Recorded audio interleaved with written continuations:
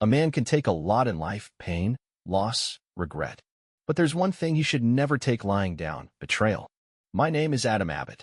I'm 52 years old, and I used to be a cop. That was before I realized the badge didn't mean justice anymore. Not in a place like Ironwood. This city has a way of grinding men down, swallowing them whole. I got out before it could do the same to me. These days, I work for myself. Some call it private security, others call it trouble. I don't much care. I do what needs doing, watching over people the system forgot about, keeping certain types in line. The work suits me. I don't answer to anyone, and I sleep just fine at night. It was late, maybe past midnight, when I pulled up in front of the house. A steady drizzle turned the streetlights into a dull haze, the kind of night that seeps into your bones. I killed the engine and sat for a minute, rubbing the ache out of my knuckles. A couple of punks had been hassling a kid near the old rail yard earlier. I sorted it out. The hard way. I stepped out, boots crunching on the wet pavement. The house looked the same as it always did, solid but worn, like a man who's seen his share of fights. I'd been fixing it up bit by bit, but the work was slow. Inside, the place was quiet. Too quiet. Zoe wasn't home. That wasn't unusual, not lately. Work at the firm kept her late, or so she said. I shrugged off my jacket, tossed it over a chair. My hand found the bottle of bourbon on the counter before I even thought about it. A note sat next to it. Short, neat handwriting. Late night at the office. Don't wait up. I read it twice, then set it down like it was nothing. Poured a drink. Took a slow sip. Something cold settled in my gut. A man knows when something's off. He might not want to admit it, but he knows. The next morning, I stopped by Bennett's bar. The place had been around longer than I'd been alive. Same scuffed floors, same chipped wooden counter, same old bastard behind the bar. Bennett O'Rourke looked up as I walked in, gave a nod. You look like hell. Feel worse, I said, sliding onto a stool. He wiped the glass, slow and steady. Whiskey. I shook my head. Coffee. Bennett didn't ask questions. He just poured. I liked that about him. The bar was empty this time of day, just the hum of a radio in the background. I took a sip, let the heat settle in my chest. Bennett leaned against the counter, watching me with those sharp, knowing eyes. Something on your mind? I tapped my fingers on the wood, thinking. You ever get the feeling something's wrong, but you don't got proof? Bennett exhaled through his nose, set the glass down. Yeah, and when that happens, proof usually ain't far behind. I let that sit for a moment. Bennett wasn't a man to waste words. My phone buzzed on the counter. I glanced down. Zoe. Working late again. I pocketed the phone, stood up. Thanks for the coffee. Bennett just nodded, going back to his glass. Watch your back. I stepped outside into the cold morning air. The city smelled like rain and asphalt, the kind of mix that clings to you. I pulled out a cigarette, lit it with a flick of my Zippo. Something was off. I could feel it in my bones. And I wasn't about to ignore it. I finished my cigarette and flicked it onto the street, watching the ember die in the wet gutter. The feeling in my gut didn't fade. If anything, it settled deeper, coiling tight. I wasn't the kind of man who ignored instinct. Instinct kept me alive in a city like Ironwood. I needed proof. That night, I kept my distance. Zoe had her usual routine. Home late, apologetic smile, just tired, just busy. I nodded, didn't push. She showered, slipped into bed beside me, her back turned. I didn't say a word. I just listened to the slow, measured rhythm of her breathing, wondering when the distance between us had turned into a goddamn canyon. By morning, she was gone before I even woke up. I lay there for a minute, staring at the ceiling. Then I got up and got to work. The law still had some uses, even if I didn't wear the badge anymore. I knew the right places to look, the right people to call. A few hours later, I had what I needed: a name, an address, a pattern. Zeke Caldwell. Attorney. High and firm. A smooth talker with a reputation for getting guilty men off the hook. My jaw clenched as I scrolled through the information. No criminal record. Not yet, anyway. But a man didn't get that good at cleaning up messes without stepping in a few himself.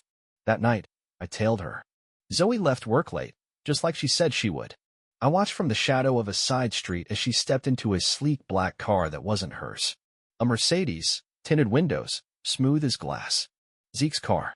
It pulled away, and I followed. They went to La Fontaine, the kind of place where men like Zeke took women they weren't supposed to be seen with. I parked half a block away and watched through the windows. Candles on the tables, low lighting, linen napkins folded just so. I didn't need to hear their conversation.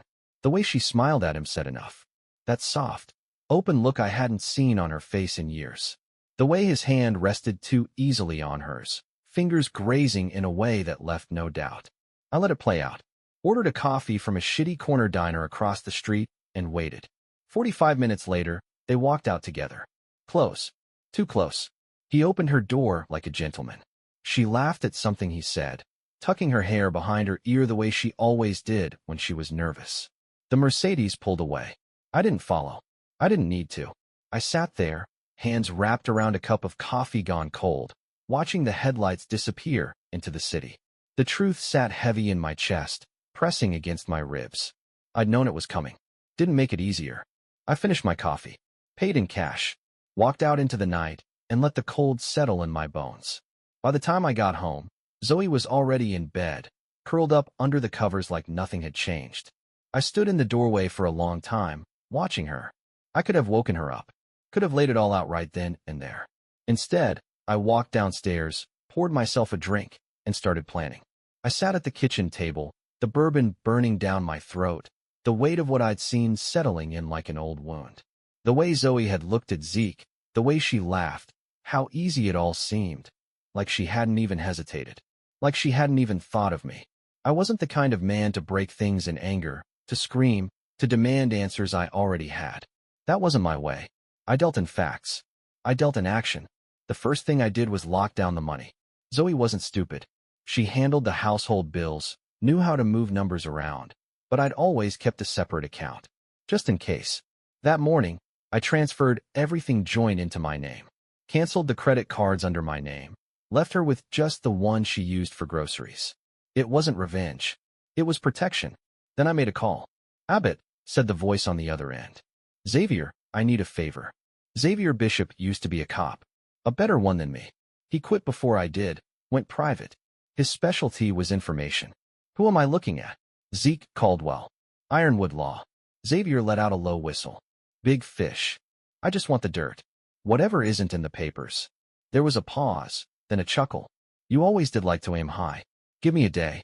I hung up, poured another drink, and stared at the wall. By the time Zoe got home, I was sitting on the porch, watching the rain hit the cracked pavement. She pulled into the driveway, stepping out like she wasn't carrying a secret. She looked tired, but not guilty. "Not yet." "Hey," she said, tucking her hair behind her ear. "Long day." I nodded, took a slow sip of my drink. "Yeah, you." She hesitated, just a flicker, then forced a smile. "Same." She kissed my cheek on her way inside. I could still smell his cologne on her. I didn't flinch, didn't react, just watched her go. The next morning, I met Tom McGraw at the house. He had a tool belt slung over one shoulder, a cigarette hanging from his lips.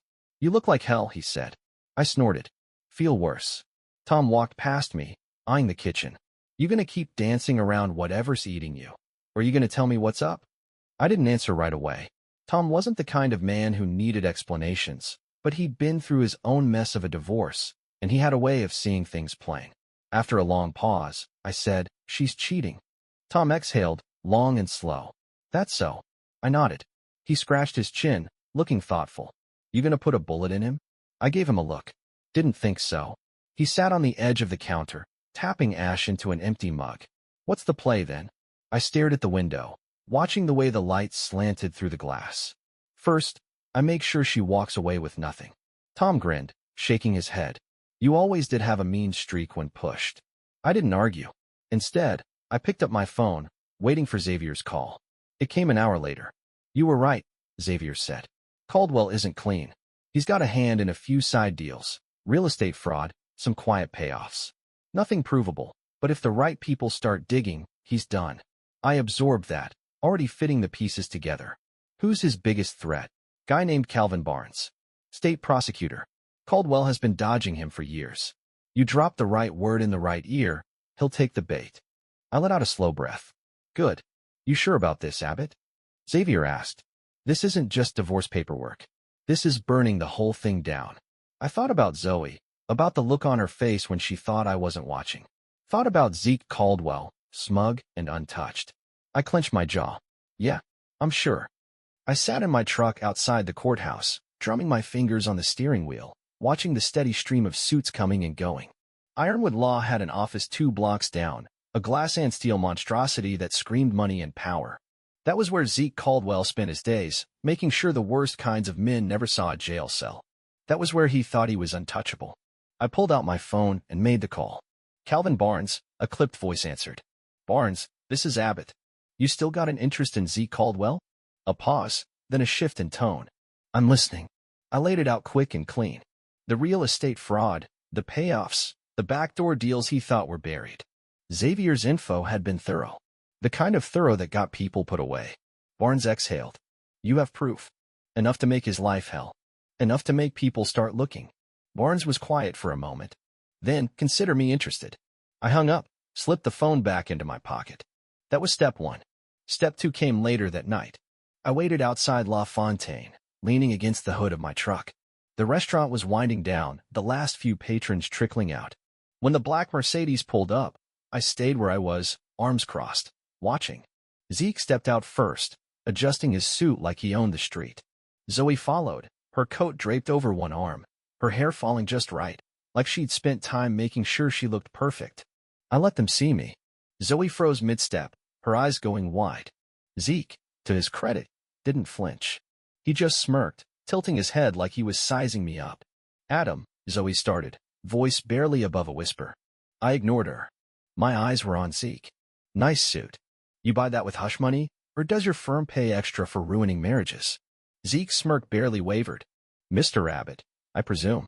I'd say it's a pleasure, but we both know that'd be a lie. I stepped closer, slow and steady. You think this is a game? His confidence flickered, just for a second. Then he laughed, shaking his head. You're an old-school guy, huh? Think this is about honor? About some moral high ground? It's not. It's just life. People get bored. They move on. I smiled, but there was nothing friendly in it. You know, I almost expected a line like that. You strike me as the kind of guy who believes his own bullshit. He rolled his shoulders, casual. Look, I get it. This is emotional for you.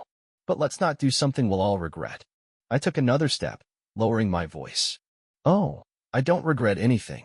But you might. Something in my tone got to him. His smirk slipped just a little. Zoe finally found her voice. Adam, please, let's... I cut her off with a look. Don't.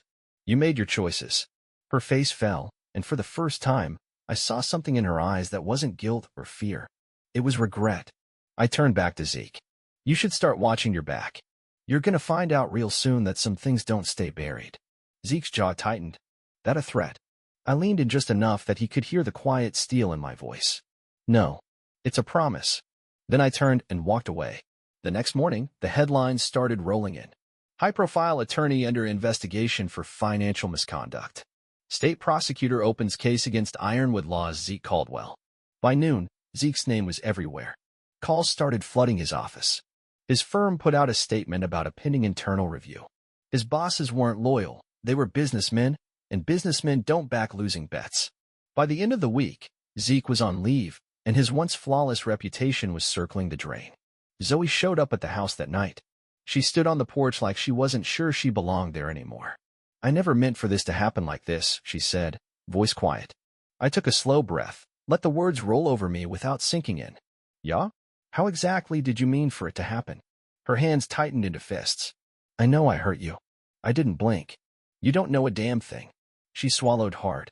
Adam, I didn't let her finish. Take your things and go. I already filed the papers. You'll get what's fair, which, as it turns out, isn't much. Her mouth opened, then closed. Whatever she wanted to say, it didn't come. I stepped back, holding the door open. You made your choice. Now live with it. She hesitated, then nodded. She walked past me, heading inside to pack whatever she thought was worth keeping. I watched her go, arms crossed, face unreadable. When she finally left, she didn't look back. Good. Neither did I. The house was quiet after she left. Too quiet.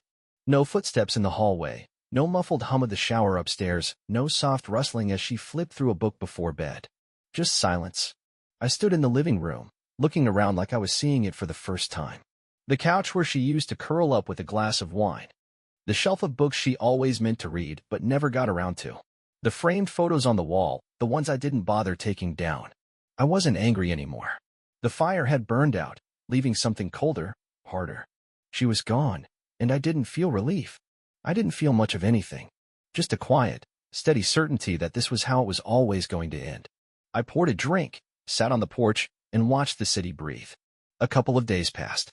Zeke was still making headlines, his downfall picking up speed. Some reporter had gotten their hands on a deposition from one of his former clients, a slimy developer who'd cut corners on safety regulations and buried the evidence. The kind of man Zeke had built his career defending. Now, he was the one getting dragged through the mud, and Ironwood's legal circles smelled blood in the water. I went to Bennett's bar the next night, same as always. Walked in, found my usual seat. Bennett poured without asking. He set the glass in front of me, gave me a long look.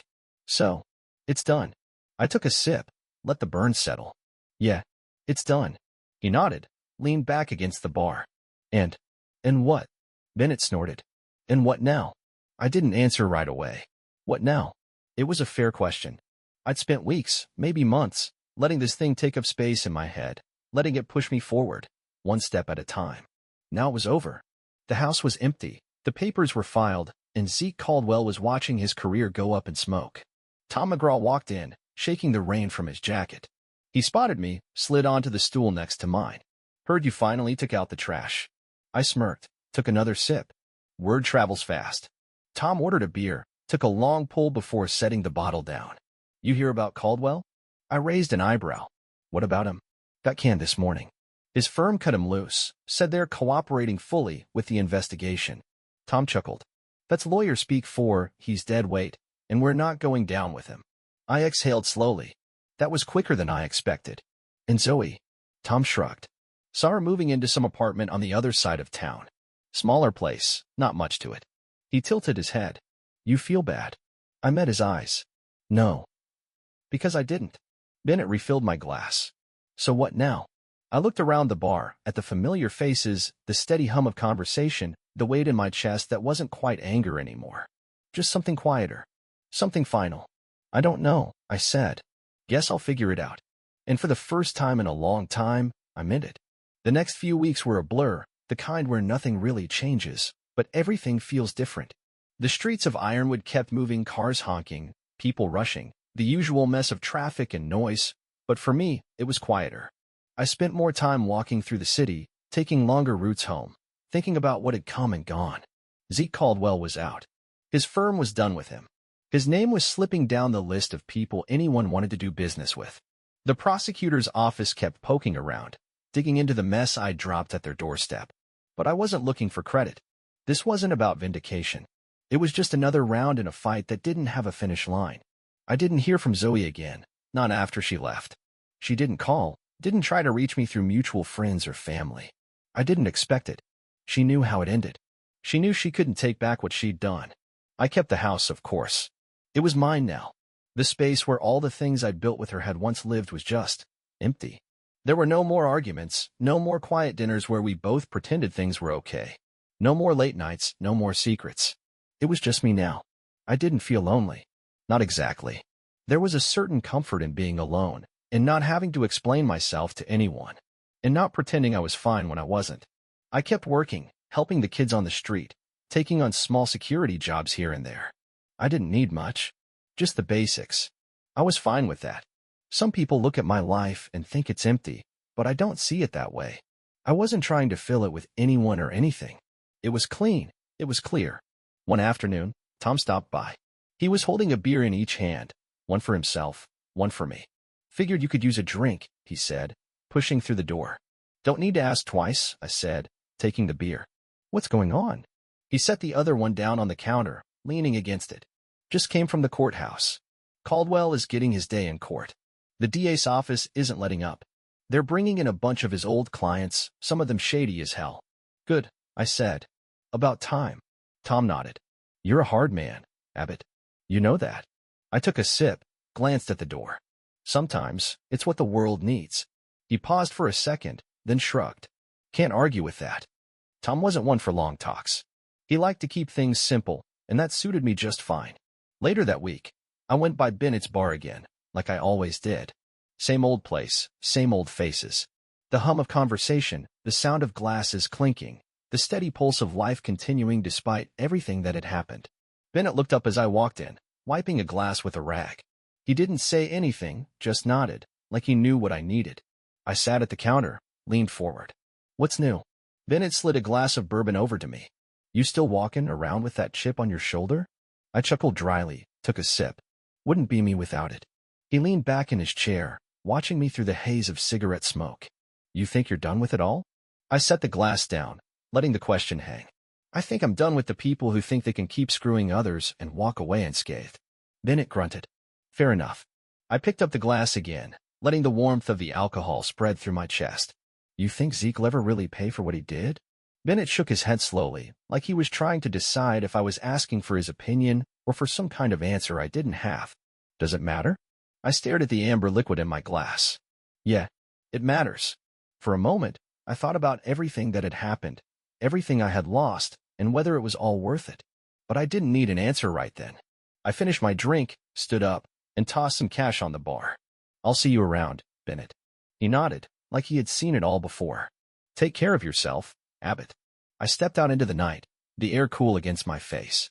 Ironwood wasn't a place you left behind, not really.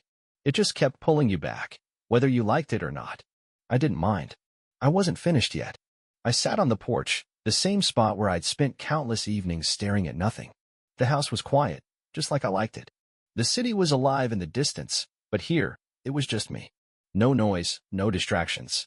The kind of silence that came after everything had been settled. I'd made my peace with the mess, even if the mess didn't exactly want peace. Zeke Caldwell was still in the news, though not in the way he'd ever expected. The investigation kept spiraling, more evidence kept coming in, and now, people were starting to notice him for the fraud he was. The world he had built on lies was crumbling, piece by piece. As for Zoe, she was out there somewhere, still trying to figure out who she was now that the safety net was gone. She'd never get it back, and part of me didn't care where she went or what she did. I hadn't heard from her in weeks. No letters, no calls, not even a message through someone we both knew. She'd made her choice, and I made mine. I'd let her go, and the weight that had been hanging around my neck since the day I found out about Zeke was finally lifted. I'd gotten rid of the dead weight in my life, the baggage that kept me tied to a past I didn't want. And you know what? It felt damn good. I wasn't the kind of man who believed in getting even. I believed in making sure the scales were balanced. People who mess with others don't walk away unscathed. But I wasn't in it for revenge. I was in it for justice. And for the first time in a long time, I felt like the balance had shifted in my favor. The street kids were still around. They kept to the edges of the city, out of sight, where nobody cared. But I cared. I kept an eye on them, made sure they had what they needed to get by. They weren't going to be the next generation of screw-ups, and I'd be damned if I didn't make sure they knew there was someone out there who gave a damn. The small bookstore I'd been eyeing for months was finally mine. The owner retired, and I made an offer. It was a different kind of work, the kind where I could just exist without dealing with the bullshit that came with people like Zeke and Zoe. I liked it. It was simple. I was stocking the shelves when I found the note. Tucked between two old novels, yellowed from age, but still legible. Adam, I'm sorry. I don't know what else to say. I wish I had been better. I read it twice. Then I threw it in the trash without a second thought. Because the truth was, I didn't need an apology. I didn't need any of it. I had what I needed, control. And peace. I leaned back against the counter and looked out the window at the street. Ironwood was still Ironwood, gritty, loud, messed up. But it was my city now. My rules. And for the first time in a long time, I was fine with that.